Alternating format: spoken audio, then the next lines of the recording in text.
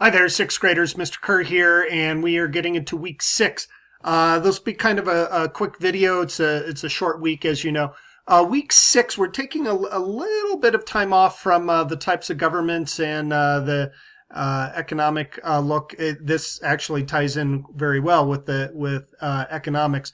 It's called personal financial literacy.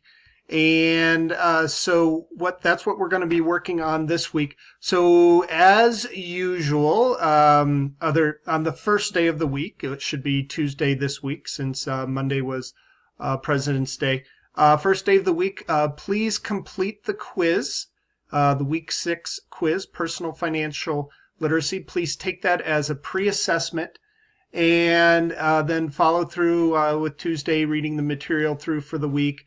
Take the quiz as a pretest and look over the vocab. It's not an actual assignment to turn in, but do look over the vocab page and then begin the budget, future you budget assignment. And of course, check your grade book and all that good stuff that you normally do on Monday mornings, okay?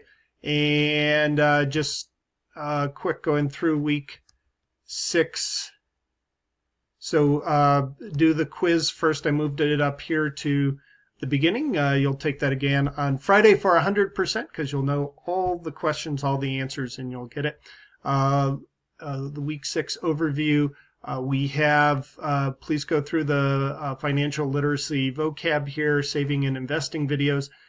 This future you budget assignment is probably what will take the most time, and you need to choose a profession that you think you might be interested in a couple of decades. Actually, we're kind of saying if you're around 35 or something, and go through and do the budget. So there's some links in there to help you with that. And then discussion board on savings goals, doing some SMART goals.